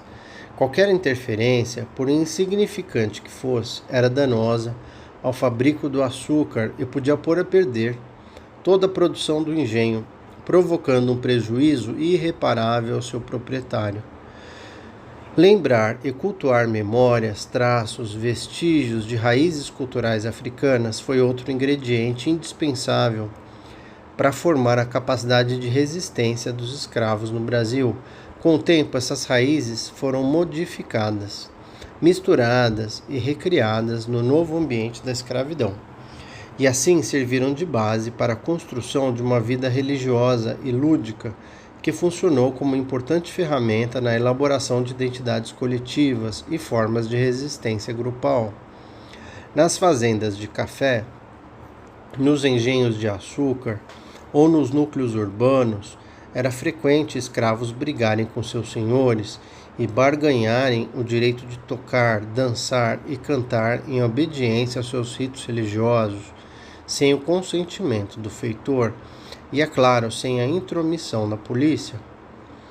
No mais das vezes, esse era um acontecimento que tinha lugar num espaço previamente escolhido, aberto nos matos, com especial capricho pelos próprios escravos, em áreas próximas às fazendas e engenhos ou aos núcleos urbanos. Eram os chamados terreiros. Os rituais de devoção aí praticados estavam associados a um conjunto muito peculiar de fundamentos culturais e religiosos, a adoção de formas de celebração em que música e dança, ritmo e movimento estão equilibrados numa mesma e única linguagem espiritual, a possessão pela divindade, a forte conexão desses rituais com as raízes africanas, valendo-se principalmente da tradição oral. O candomblé, a religião dos orixás, foi o nome dado, a partir do início do século XIX, a essa reconstrução dos rituais de celebração religiosa, tomando como base tradições de povos nagôs e com influência cultural de grupos gegés. Desde o princípio, o candomblé combinou no novo ambiente do Brasil elementos culturais impostos aos escravos, com o contato entre grupos étnicos cujo número era sempre renovado pelo tráfico. De muitas maneiras, ele definiu sua própria linha de atuação. Ajudou a ampliar as fronteiras de identificação entre grupos diversos. Produziu critérios de importância simbólica para o bom funcionamento da vida comunitária. Criou canais de comunicação com a sociedade escravista. Também negociou experiências históricas distintas entre africanos, mestiços e índios, e não por acaso chamado candomblé de caboclo, cultua ainda hoje os espíritos dos antepassados da terra brasileira, os índios, que são na Bahia denominados caboclos. E como não poderia deixar de ser, quilombos funcionaram como espaços privilegiados de defesa de uma vida espiritual e lúdica autônoma para os escravizados. No final do século XVII, 1700, o poeta Gregório de Matos, apelidado Boca do Inferno em virtude de seus muitos versos satíricos e poesia francamente fecenina, já fazia referência aos rituais de celebração religiosa realizados em quilombos ao ritmo de tambores e atabaques. Abre aspas, não há mulher desprezada, galã desfavorecido, que deixe de ir ao quilombo dançar o seu bocadinho, fecha aspas. Nesse poema intitulado Preceito 1, Gregório provavelmente retratou um rito próprio de evocação de uma divindade, Kalundu, capaz de informar sobre o destino de cada pessoa. Como se vê, no longo processo de transformação e enriquecimento do ritual do Kalundu, até a criação da matriz do samba, a vida comunitária dos africanos e de seus descendentes, sob o jugo da escravidão, pautou-se pela falta, mas também pela criação. Se as relações sempre foram assimétricas, não engessaram a reação. Não se convertem homens em propriedades sem que eles mostrem sua capacidade de invenção e criatividade. Mais do que sobreviver, populações africanas se fizeram locais. Perderam o caráter estrangeiro, driblando os rigores de um regime perverso e acondicionado pela linguagem da violência.